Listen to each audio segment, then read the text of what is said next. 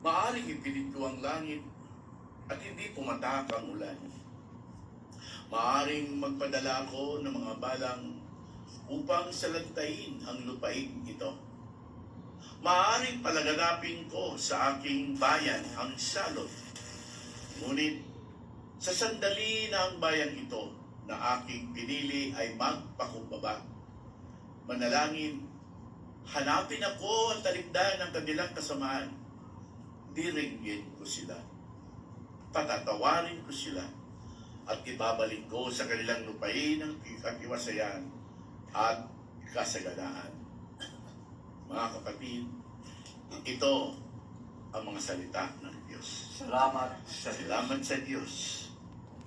Let us pray. In the name of God, the Father, the Son, and of the Holy Spirit. Amen. Oh, glory to you, Holy God, Father in heaven.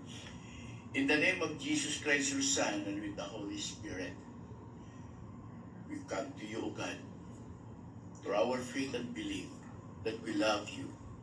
And we want to hear once again your words as we believe that it is spiritual life. The food, O God, that you have been prepared.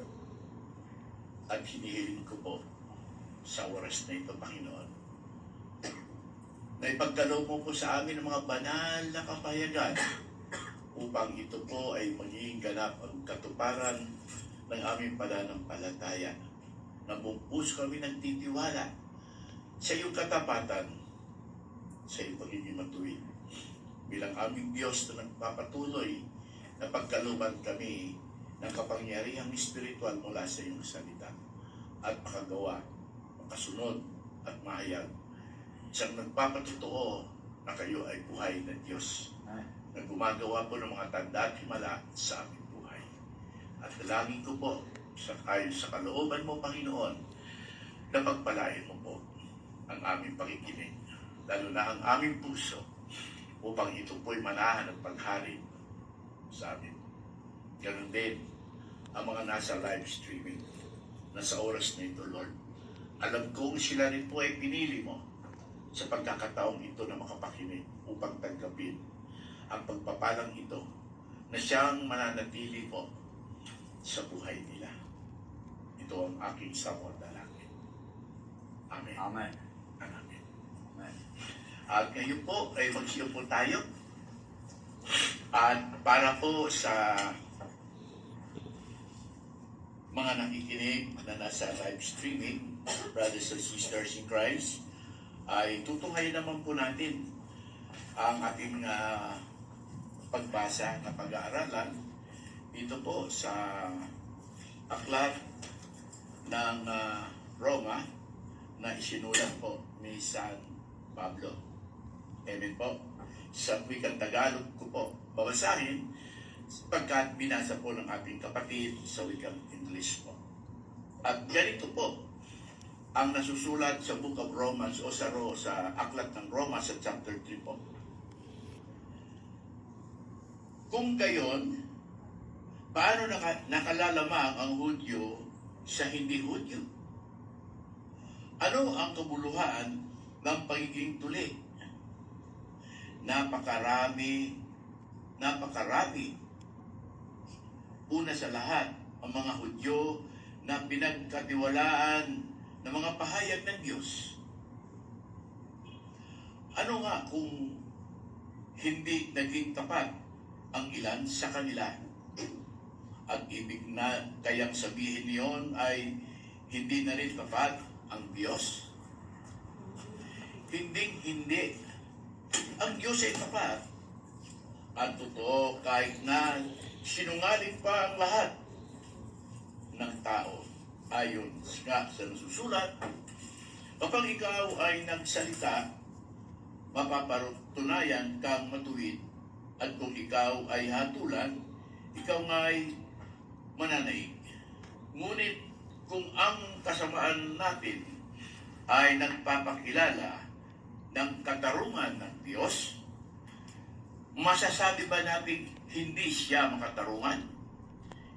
Dahil tayo'y pinaparusahan niya.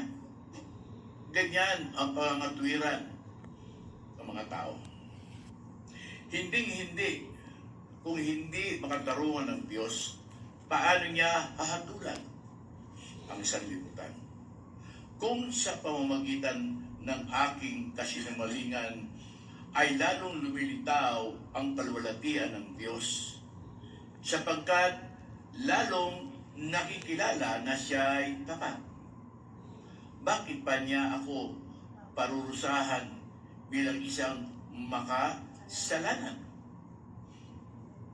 Kung gayon, bakit nga hindi natin sabihin, gumawa tayo ng masama kung mabuti naman ang magiging bunga nito? Ganyan daw ang itinuturo namin, sabi ng mga naninira sa amin. Sila'y paparusahan ng Diyos at iyan ang nararapat. Ano ngayon ang kalagayan ba nating mga Hudyo? Ay nasa mabuti kaysa mga Hintil? Hindi, tulad ng aming napatunayan na ang lahat ng tao ay nasa ilalim ng kapangyarihan ng kasalanan, maging Hudyo o Hintil man. Ayon sa nasusulat, walang matuwid, wala kahit isa. Walang nakakaunawa, walang naghahanap ng sa Diyos. Ang lahat ay lumilihis ng landas at nagpakasama. Walang gumagawa ng mabuti, wala kahit isa. Parang bukas na libingan ang kanilang lalamunan. Pananalita nila ay bawang panlilin lang. Ang sabi nila ay may kamandag ng ahas ang labi nila. Puno ng pagmumura at masasakit na salita ang kanilang bibig. Wala silang atubili sa pagpatay ng kapwa. Parang dinadaanan ng salot ang kanilang madaanan. Hindi nila alam ang daan ng kapayapaan. Hindi sila marunong matakot sa Diyos. Alam natin na anumang sinasabi ng kautusan ay sinasabi ng mga nasasakop nito upang walang may dahilan ang sinuman at wala dahil dito'y mananagot ang lahat sa Diyos. Walang taong walang sala sa paningin ng Diyos sa pamamagitan ng pagsunod sa kautusan, sapagkat ang ginagawa ng kautusan ay ang ipaalam sa tao na siya'y nagkasala. Ngunit ngayon, nahayag na kung paano ginagawang matuwid ng Diyos ang tao. Ito'y hindi sa pamamagitan ng kautusan, bagamat ang kautusan at ang mga propeta ang nagpapatotoo tungkol dito. Ginagawa matuwid ng Diyos ang lahat sa pamamagitan ng kanilang pananampalataya kay Jesucristo. Walang pagkakaiba ang mga tao, sapagkat ang lahat na nagkasala ay walang ninumang na nakaabot sa kaluwalhatian ng Diyos. Ngunit dahil sa kanyang gandahang loob, walang bayad niyang ibinigay. Sila ay itinuturing na matuwid sa pamamagitan ni Kristo na siyang nagpalaya sa kanila. Siya ang inialay ng Diyos bilang handog upang sa pamamagitan ng kanyang dugo ay maipatawad ang kasalanan ng lahat ng sumasampalataya sa Kanya.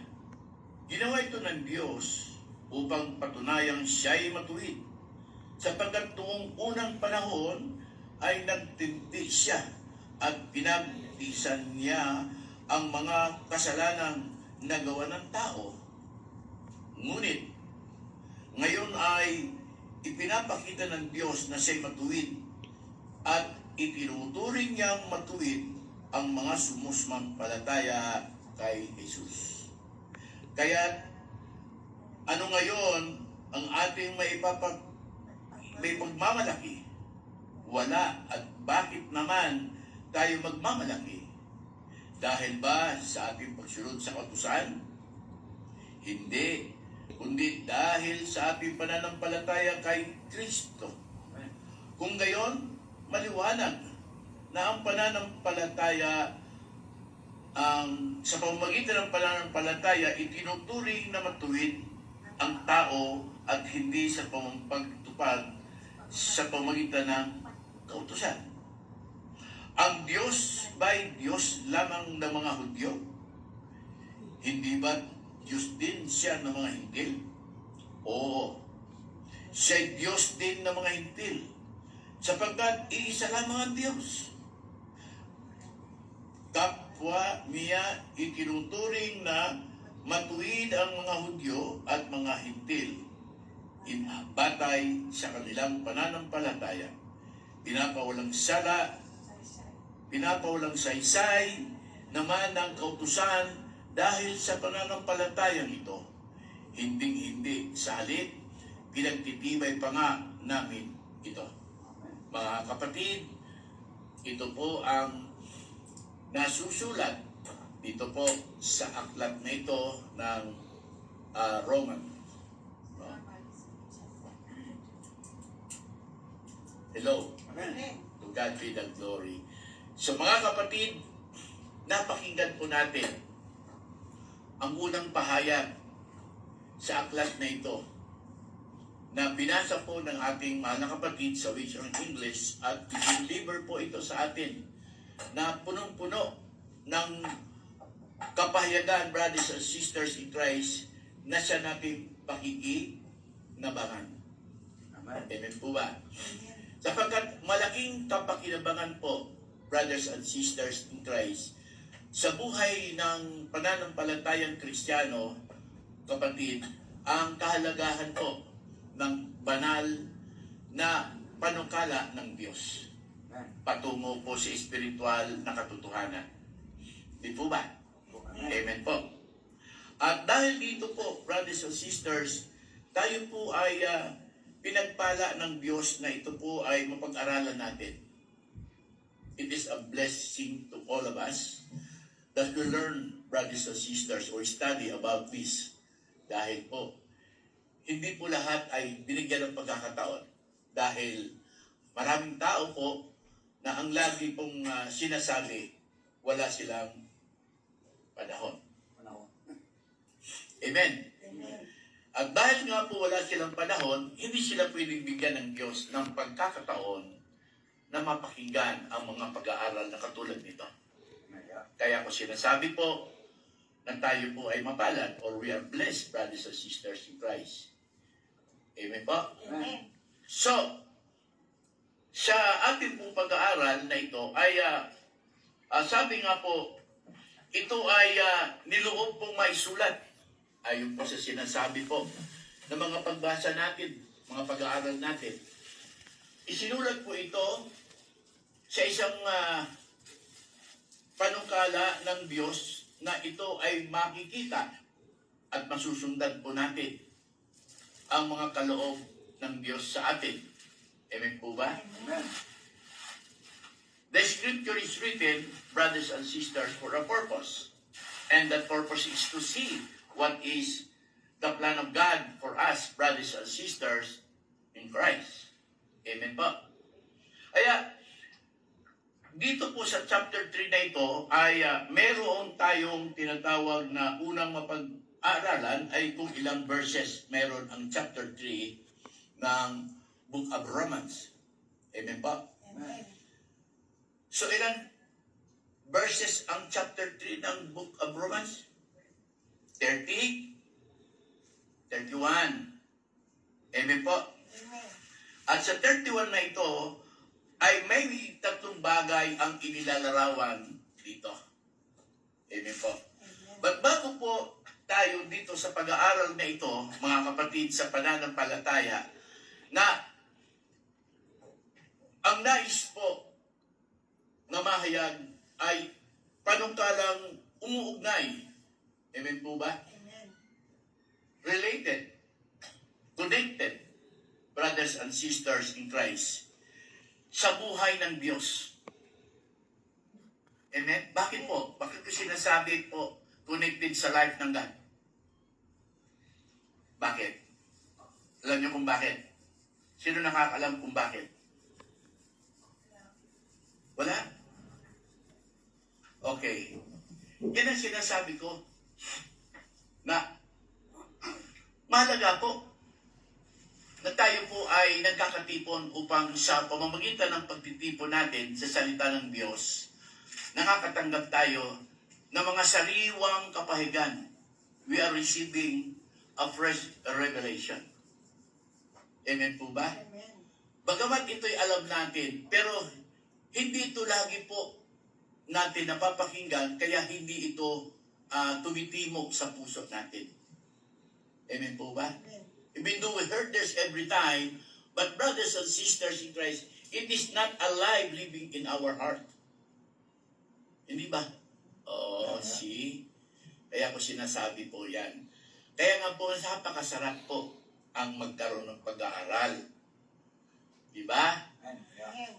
Na pinapalad ang taong nakakapakinig, no, brothers and sisters in Christ, sa mga pag-aaral na katulad nito.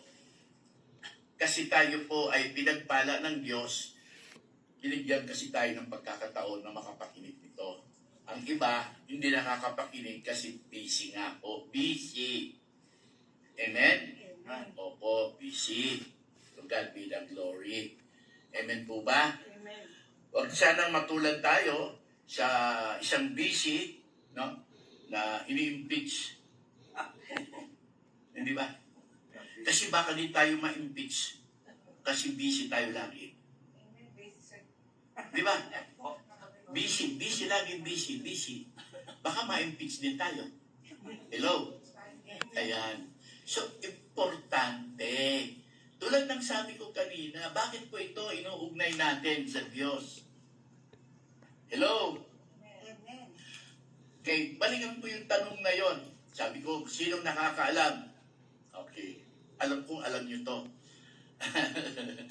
Okay, kasi ang Biblia nagsasabi from the beginning in the book of Genesis that we are created by God according to His image and likeness.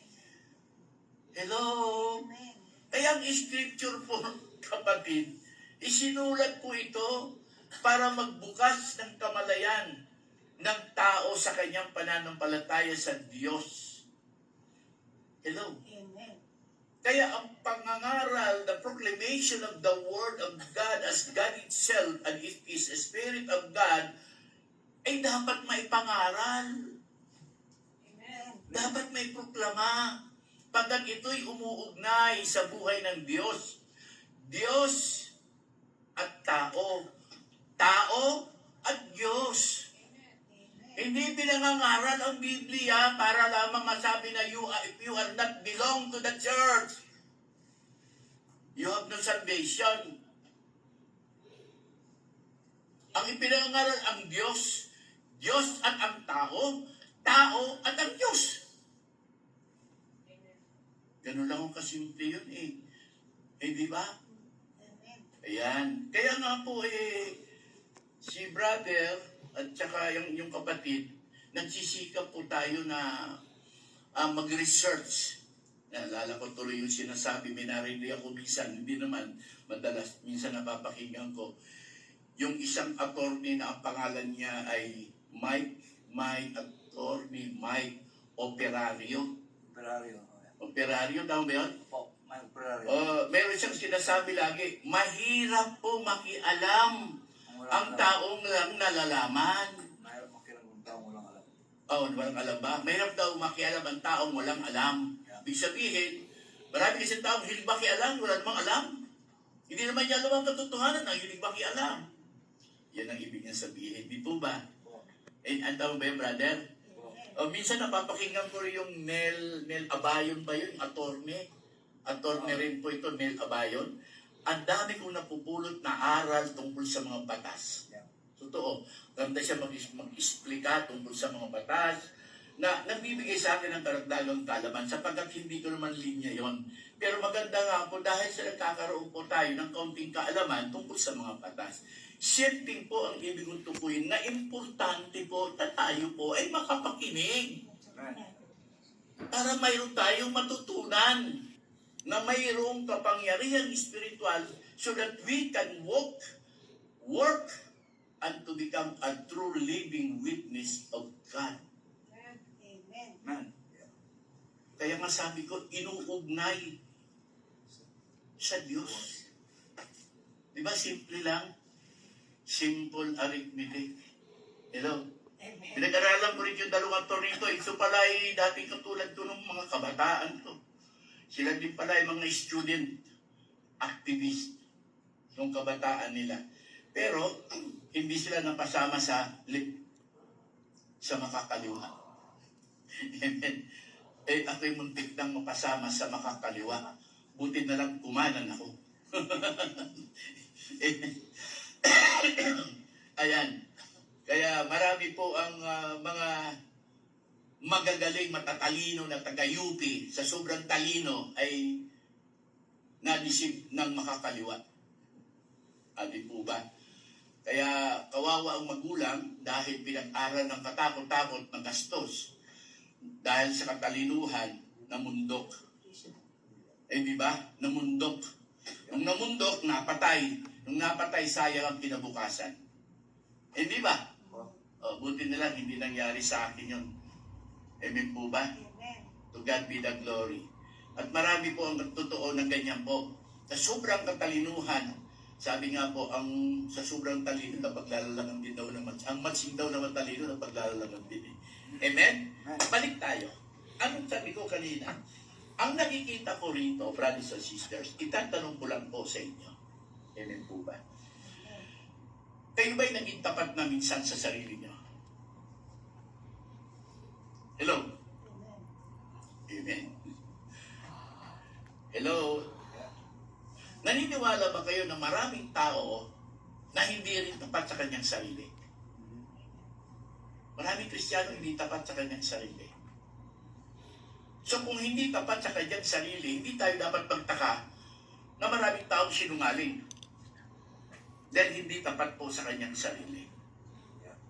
Kung hindi tapat sa kanyang sarili, lalo hindi tapat po sa kanyang pananampalataya sa Diyos.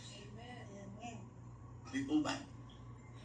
Dito, ito makikita natin sa ating pag-aaral. No? Yung katapatan ng Diyos sa kanyang pagiging matuwid. Amen?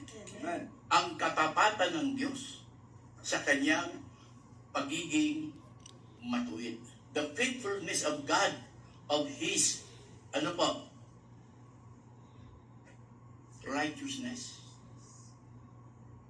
Ano siya ibig sabihin? Amen. Yung faithfulness ng God, of His righteousness. Yung katapatan ng Diyos sa kanyang pagiging matuwid. Ito po'y mapapansin natin dito sapagkat inilalarawan po ni Pablo sa kanyang pagkakasulat dito, brothers and sisters, mula po sa pahayag ni King David. King David. Puntahan natin ang lumang tipan na isinulat ni Haring David sa Psalm 143 yata yun, verse 1. Tingnan natin, kukot natin, biblical. Kasi, kaya ko sinasabi biblical, because, dahil, para hindi tayo nagmamarunong. Kasi ang katotohanan, wala naman po talagang karunungan. Hello? Amen. Para hindi ako magsabing sinungaling at nagmamarunong, dahil wala naman talagang karunungan, ay Biblia ang ginagamit ko. Ayon sa sulat. Di ba ka? Okay, puntahan natin. Okay, pinuntahan nyo na? Okay. So, nakapunta na kayo. Hello? Okay, ano sabi ko? Salmo? Salmo, hindi. Ito, puntahan mo natin ang Salmo. Okay.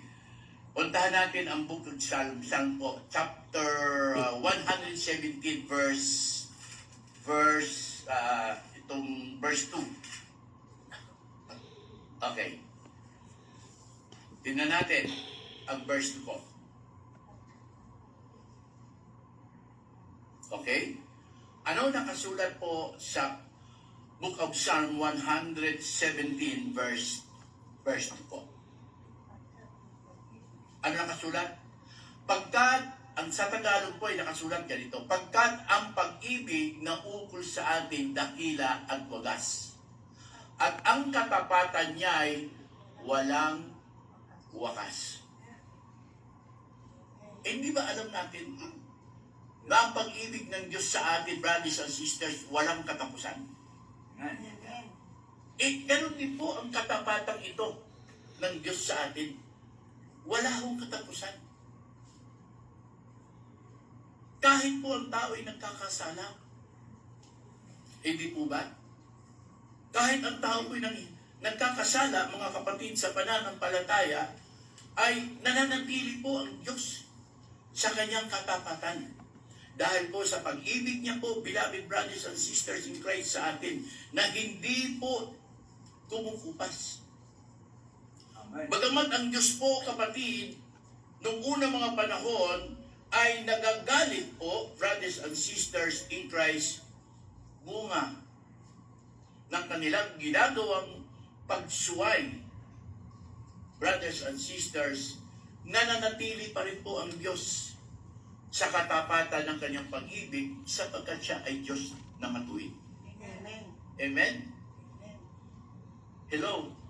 At kung titignan natin, bakit nga po ang Diyos nung unang mga panahon ay nagagalit po?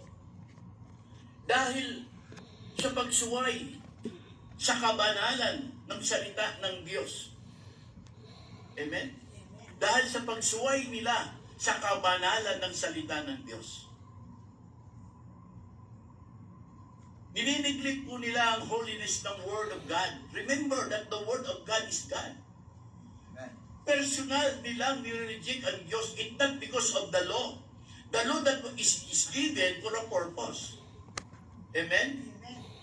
May layunin po yung batas, mga kapatid. Pero, mapapansin natin, brothers and sisters in Christ, na dito po sa ating pong pag-aaralan, na ang sabi po dito, pansinin niyo po, dahil ang mga descendant ni Abraham, it is ang mga Hudyo.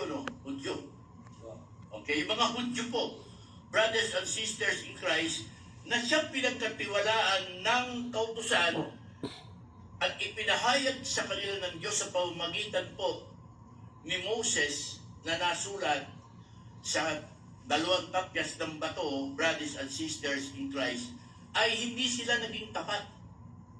Amen? Amen. Dahil hindi sila naging tapat, brothers and sisters in Christ, hindi ibig sabihin, even the time of Jesus Christ, na ang mga tagapagturo ng kautusan, the teachers of the law, in time of Christ, brothers and sisters in Christ, ay binibend nila yung law. Anong tawag doon? Bend the law. Hindi po ba? Kaya nagagalit si Kristo sa kanila. Kasi pinagkatiwala sa kanila yung kabanalan ng kautusan na salita ng Diyos, binibend the law nila. So, ibig sabihin, nauso na yan noon pa. Kaya hindi dapat magtaka ang tao sa panahon natin ngayon na ang batas din natin na ginawa po ng mga mambabatas para ipatupad ang batas na siya dapat magiging panuntunan upang makikita po dahil ang batas ay inilagay upang mahayag po ang pagkakasalang ginagawa laban sa batas na bibend ang law na ito o yung kautusan sa panahon ng Panginoon. Kaya nagagalit ang Panginoon. Up to the present day, nagagalit ang Diyos sa atin. Kaya nga, ang daming flood, ang daming baha, ang daming lindol eh. Hindi po ba? Wala kayo napapansin. Hindi yung sa buong H8 lang o sa Amerika. Buong mundo. Buong mundo po. Pansinin niyo po yun. Kaya lang, hindi ho natin nakikita kasi, no, especially Kahit po sinasabi na that we are believers, but the truth is this, we are believers, but we are blinded spiritually to see what is the purpose of God, that all these things happen. Hindi ba? Hello?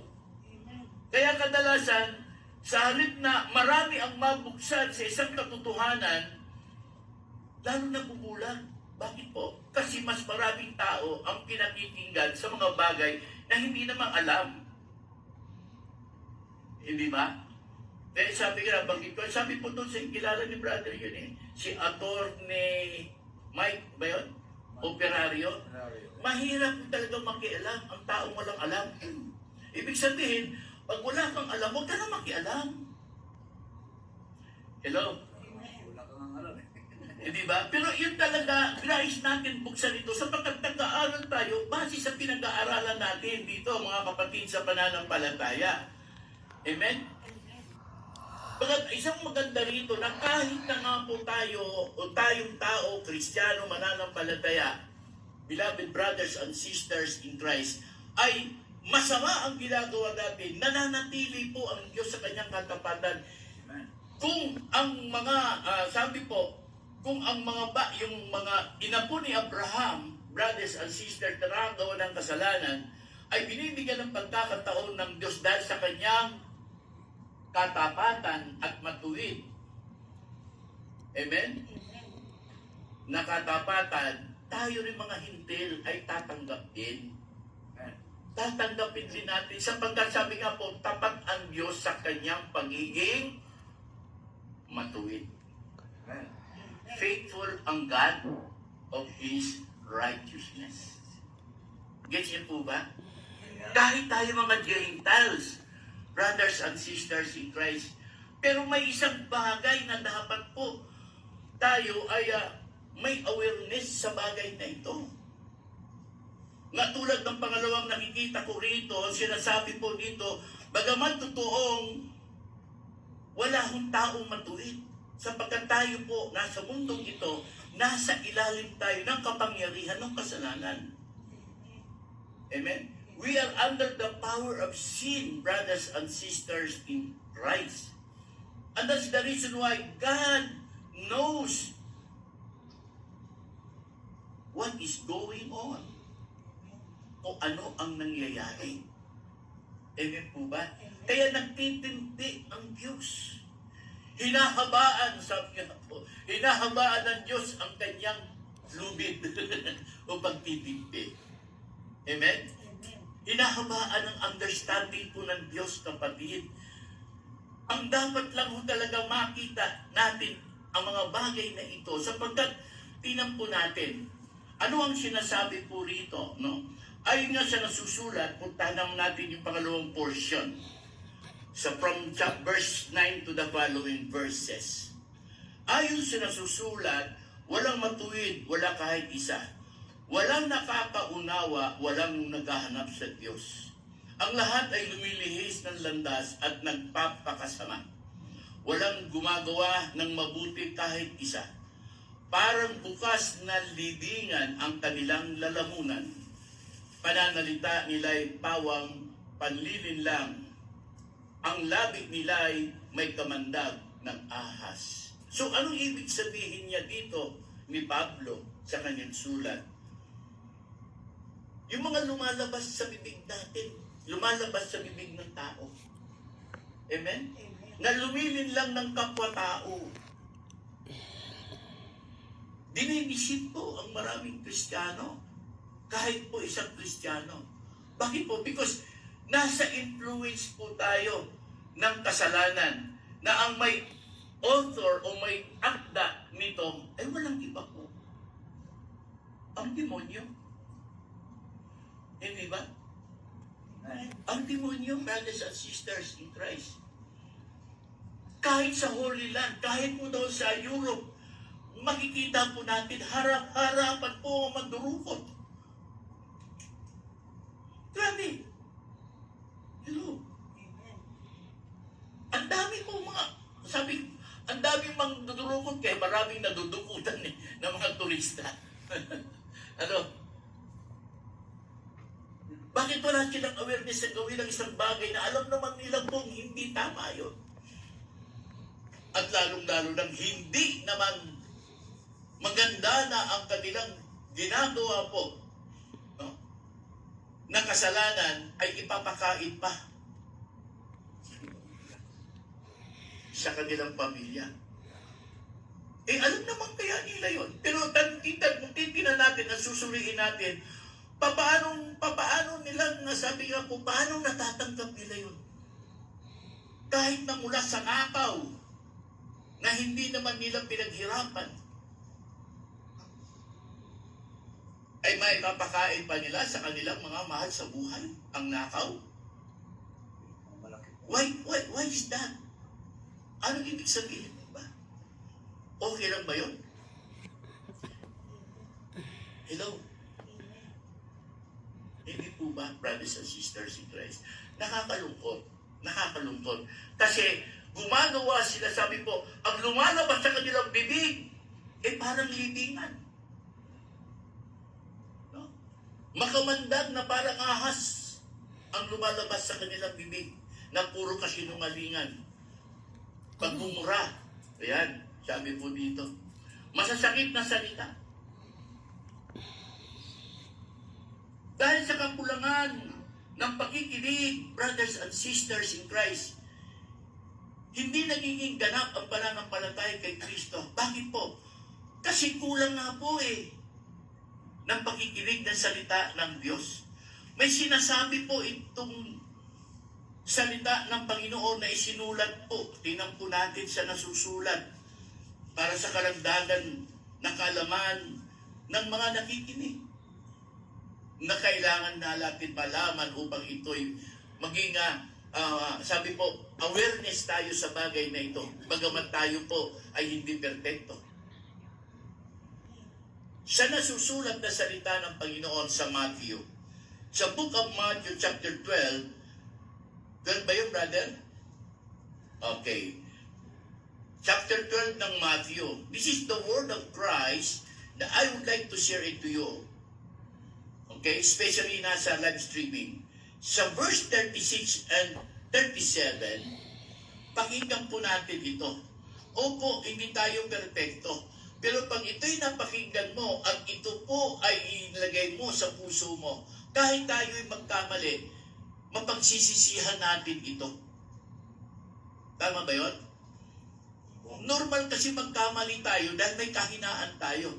But, pag patuloy mong gagawin ito ng walang pagsisisi, kapatid, hindi na po yung tama. Hindi na tama yun. Bakit po?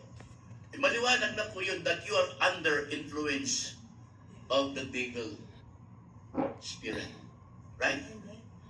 Okay. Ang sabi po sa verse, ano ba sabi ko? Verse 36. Sabi sa Tagalog, tandaan ninyo, sino nagsasalita? Si Kristo. Sa araw ng paghuhukom, pananagutan ng tao ang walang kapuluhang salitang sinabi niya. Pawawalang sala ka o parurusahan batay sa iyong mga salita. Amen. Tama po ba yun? That is the word of Christ. Ang salita ng Diyos ay Diyos. At yan ang hahatol sa atin. Pag hindi natin ito binigyan ng pansin, brothers and sisters in Christ, maniwala po kayo, mananatili natin bibitawan sa bibig natin. Katulad ng sinasabi ngayon dito, na ang sabi po rito, mga kapatid, no? Ang mga bibig nila na bumubukas ay parang libingan. Pag sinabing libingan, Greg, ano nandoon? Patay. Patay. Patay ang espiritu. Kaya patay ang lalabas sa bibig na salita. Amen? Sa kanilang lalamunan, brothers and sisters. Makamandag na parang ahas ang bawat salitang bibitawan nila. Bakit? Kasi panlilinlang Panlilinlang. Panluloko. Amen? So iyan ang mahalaga na isang mga aral na ating pong tinutunghayan ngayon sa ating pag-aaral. Kaya nga po, may isang paraan na ibinigay ang Diyos sa atin na ang hindi natin nagawa ay ginawa ng Diyos sa pamamagitan ng kanyang salita na siyang Espiritong sinugo na magkatawang tao. At yun po ay walang iba. Yung Jesucristo na ito. Amen. Amen? Amen. Yung Jesus na ito. Na sabi po dito, brothers and sisters, ngunit nahayag na po. Sabi po, kung gaano ginawang matuwid ng Diyos ang tao, ipinahayag ng Diyos kung paano tayo magiging matuwid. Dahil hindi nga tayo matuwid. Amen? Amen. Paano po ginawa ng Diyos? Ginawa ito ng Diyos, brothers and sisters, sa pamamagitan, ang sabi po, brothers and sisters, sa pamamagitan ng kautusan. Hindi po ba? But ang kautusan ito, brothers and sisters in Christ, na nagmula sa mga propeta ng kanilang ipinapatotoo, ito po ang nagpapahayag po sa atin. Ano po yung sinasabing kautusan? Walang iba, salita ng Diyos na dapat itong mahayag. Amen po ba? Sapagkat nagtataglay ito ng kapangyarihang espiritual, katulad ng sinasabi ng Panginoon, ayon po sa salita niya na sinulat ni John sa chapter 6. Ang Espiritu po ang nagbibigay buhay. Hindi ito magagawa ng laman. Amen? Ang mga salitang sinasabi ko, sabi ng Panginoon, ay Espiritong nagbibigay buhay. So mahalaga po. Ang pananampalataya po, brothers and sisters in Christ, kay Jesus, sapagkat lahat naman tayo, especially tayo mga Kristiyano, sumasampalataya tayo kay Kristo. Paano tayo mananampalataya kay Kristo kung hindi tayo nakakapakinig? Kung wala tayong pinakikinggan, hindi regular ang pinakikinggan natin tungkol kay Kristo. May isinulat din po si Pablo dito sa Book of Romans, sa chapter 10, verse 17 yata, yun, tinan natin. Nasusulat. Anong sabi ni Pablo? No? Letter ni Paul to the Romans, sa chapter 10, verse 17. Ang sabi po dito sa wikang Tagalog, at ang pananampalataya ay bunga ng pakikinig. At ang pakikinig naman, bunga ng pananampalataya tungkol kay Kristo. Faith comes from hearing. Amen? Hearing. From the proclamation about Jesus Christ. Hello? Amen. Kasi spiritual ang purpose ng pananampalataya. Bakit spiritual purpose ang pananampalataya? Kasi ang Diyos ay Espiritu. Ang power ng God is Spirit. Di po ba? Hello? Pwede naman tayong makinig ng mga balita, manood ng dapat mapanood. Pero kapatid, dapat mas activated ang ating pananampalataya sa salita ng Panginoon. Huwag yung salita ng mundo. Hello? Amen. Amen po ba? Yun ang sinasabi po, brothers and sisters in Christ. So ganun po ang dapat maging bukas sa atin, mga beloved brothers and sisters in Christ. Ayon po sa unang sulat ni Pablo, ni Juan, the first letter of John, makibasad po niyon. Tignan niyo po yung first letter po ni John, sa chapter 4 yata yun o 5. Makikita niyo po yun, verse 10. Okay, pansinin natin. First letter ni John, chapter 5, verse 10. Okay. First John chapter 5, verse 10. Okay. Ano nakasulat? Tagalog po sa inyong mga Biblia na may English. First letter ni John chapter 5, verse 10. Ang sumasampalataya sa anak ng Diyos ay nagtataglay ng patutuong ito sa kanilang puso. Amen? Hello?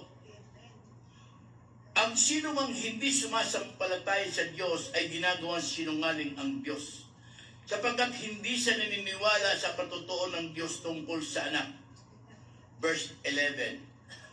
At ito ang patotoo, ipinagkaloob sa atin ng Diyos ang buhay na walang hanggan, at ito'y makakamtan natin sa pamamagitan ng kanyang anak. Amen? Kung, sabi ng verse 12, pakinggan natin, kung ang anak ng Diyos ay nasa isang tao, meron siyang buhay na walang hanggan. Ngunit kung wala sa kanya ang anak ng Diyos, ay wala siyang buhay na walang hanggan. Ano ang tinutukoy natin? Yung pananampalataya po sa Panginoon, kapatid, is spiritual. Because only the Spirit of God can bring us to eternal life.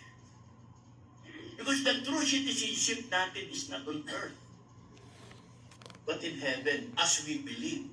So we have to focus. Saan po?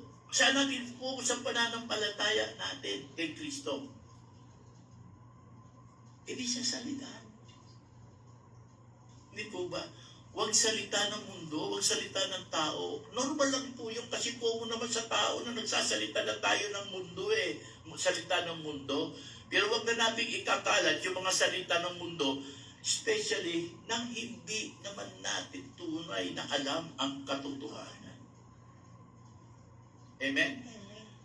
Kung nais natin maranasan ang katapatan ng Diyos, na siya'y matuwid at nananatili ang katapatan at ang katuwiran ng Diyos sa buhay natin, kapatid.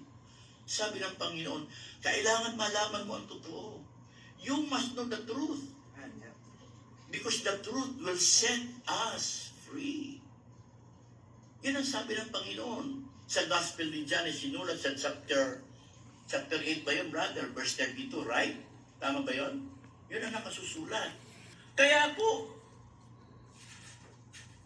kung nais po ba natin, ibig po ba natin, mapatuloy natin, maranasan ang katapatan ng Diyos sa kanyang pagiging matuwid, kapatid, to God be the glory. Hello? Manatili tayo sa pakikinig. Amen? Hindi kung kailan lang tayo may panahon. No? Kung nagbibigay tayo ng panahon sa mga bagay na walang kaugnayang pang-spiritual natin, na relasyon kay Kristo na ito, na magdadala ng ating kaligtasan patungo sa buhay na walang hanggan, kapatid, wala sa iyo ang eternal life. Amen? If Christ is not in us, if the Spirit of God is not in us, we are not belong to Christ. Romans chapter 8, verse 9. Beloved brothers and sisters in Christ, kaya tayo nag-aaral. Hello? At napakalaga po ito sa buhay natin. Sa totoo lang. Kaya masabi ko, mapalad po ang nakakapakinig ngayon. Bakit po? Dahil sa pagkakataong ito, sa oras na ito, kapatid, ito po yung katotohanan. Binigyan tayo ng pagkakataon ng Panginoon na mapakinggan ito.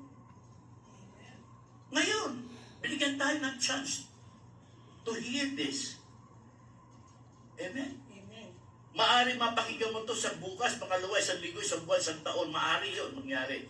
But ang tanong nun, kailan po na sigurado mapapakinggan mo? Bukas. Sigurado ko ba bukas? Sigurado ko ba sa next week? Sigurado ko ba next month? Sigurado ko ba next year? You are not sure. But this is now the presence of Christ, spiritual presence empowering to us. Kaya nga tayo binigyan ng pagkakataon ngayon. Bakit po? Kasi ang pagkakataon na binibigay ng Diyos sa atin, mga kapatid, ay isang pagpapala po yan.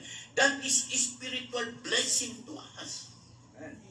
Hindi lahat binibigyan ng pagkakataon. Bakit po? Binabanggit ko lagi yan. Kasi marami nga po ang busy. Yeah. Amen? Amen. At mahirap naman po. Gusto mo lagi kang busy, baka ma-impeach ka ng Diyos. Hello? Hello?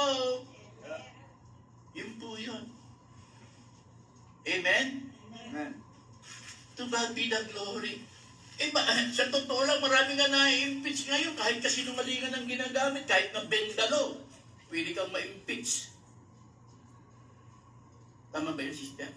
Kahit bendalo, pwede kang ma-impeach. Bakit po? Kasi ang bumabali ng batas ay mambabatas din. Di po ba? Pwede bang baliin ng hindi mambabatas ang batas? Only mambabatas. Purihin ang Diyos. Hello? Kasi ang mambabatas may lakas ng loob na ibendalo Dahil sila yung mga babae. dahil sila ay mambabatas. Hello?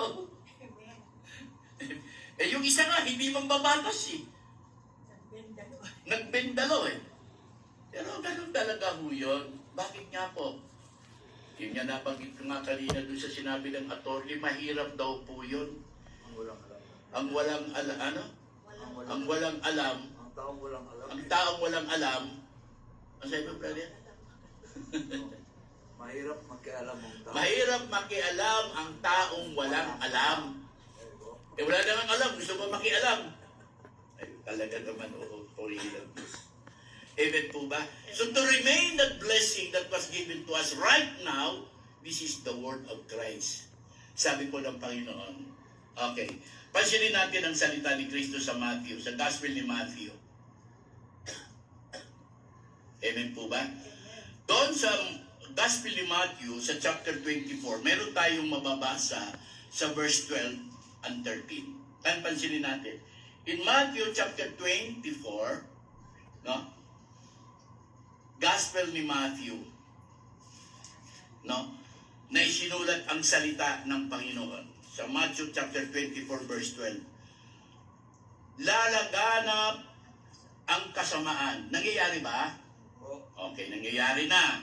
Kaya't nanlalamig ang pag-ibig ng marami. Di po ba? Sabi ng Panginoon, nagkakatotoo ba ang salita niya? Yes. Laganap na nga po ang kasamaan sa sanlibutan ngayong panahong ito. Dito sa Las Vegas, sa loob ng isang araw, 3 beses na ako nakapakinig ng barilan. Barilan doon sa Southeast, barilan doon diyan sa Flamingo. Panurin niyo po sa news. Kailangan may konting alam sa nangyayari sa paligid natin. Isipin niyo barilan. Sa loob ng eskwelahan, barilan. Isipin niyo po yun. Namamaril estudyante ng kapwa estudyante kahit sa Pilipinas nangyayari na ngayon. Laganap na nga po ang kasamaan. Bunga ng kasalanan. Kaya po ang pag-ibig ng tao sa Diyos ng unti-unting nanlalamig. Bakit po? Eh kasi nga po sa bunga ng kasalanan. Amen? Kaya ang sabi ng verse 13, sapagkat ang kasunod ng 12 is 13. Tama ba yun? Ang sabi ng verse 13, ngunit, subalit, natapwat sapagkat ang mananatiling tapat hanggang wakas ang siyang maliligtas. Amen. Ano ang sabi po? Ang keyword dito ay mananatili, remaining faithful to God. And you will be saved. Manatili lang po tayo. Paano ka mananatili? Mula itong busy. Pitch ko na. Ha? May pitch ko na. Eh, may pitch ka. Pwede kang i-pitch ni Lord. Bakit? Kinasabi ng Biblia yun eh. Gusto mong malaman kung saan sa Biblia? Nandito rin sa Matthew, chapter 6 or 7, 21. Andun po yung verse 21. Nakasulat yun dun eh. Sabi niya, Lord, I preach your name. I proclaim your name. I perform your power of healing and deliverance. Di ba? O, ano sinabi ng Panginoon? I don't know you. Hindi kita kilala. Di ba yun ang sinasabi ng Panginoon sa Gospel ni Matthew chapter 7 verse 21 yun? Di po ba mahal kong kapatid? Ngunit sasabihin ko sa kanila, Amen? hindi ko kayo kilala. Amen. Lumayo kayo sa akin. At sinasabi po yun pala sa verse 21, hindi lahat ng tumatawag sa akin, Panginoon, Panginoon, ay papasok sa kaharian ng langit. Amen? Amen. Sapagkat sa araw ng paghuhukom, marami magsasabi sa akin, hindi po ba sa inyong pangalan nangaral kami? Nagpalayas ng demonyo, gumawa ng himala. Anong sabi ng verse 23? Ngunit sasabihin sa kanila, hindi ko kayo kilala. Lumayo kayo sa akin. Impeach ang aabutin mo pagdating ng panahon. Kasi lagi kang busy. Hindi. Naalala ko tuloy yung napalayas ng demonyo. Kaya nga po, dapat lang po, kapatid, manatili po tayo na tapat. So, ang pananatili ng katapatan natin sa Diyos na ito, kapatid, lagi po natin mararanasan ang katapatan ng Diyos na tunay nga po na siya'y matuwid. Amen. Amen. Pagpalain ng Diyos ang kanyang mga salitang ito at dalangin ko pong patuloy na ito'y sundan ng mga tandang himala. Idinadalangin namin sa ngalan ni Jesus Amang Banal ang salita mong sinugo ng katawang tao na sa may kapangyarang Espiritu upang manatili po ito sa aming buhay na siyang gabay namin, kalakasan namin, banal na karunungan at kapangyarihan na mahayag na kayo ang Diyos na buhay sa buhay namin. Amen. Pagpalain niyo po ang mga nakinig at tumanggap dito.